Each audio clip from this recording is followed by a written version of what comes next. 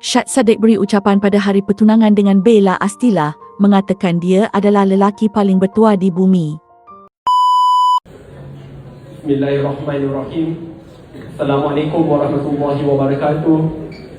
Tasyahau yubiyakin ibarakum. Tak Sri Akal. Pada petang ini saya berucap bukan sebagai ahli parlimen ataupun pembahas, tetapi saya berucap sebagai seorang lelaki yang paling bertuah di bumi. Orang semua dapat tengok tadi depan-depan. Saya terpaksa tengok dalam kereta saja. Tetapi yang penting adalah pengakhirannya, di mana pertunangan daripada saya dan pihak keluarga diterima oleh mama dan ayah Bella. Itu paling penting.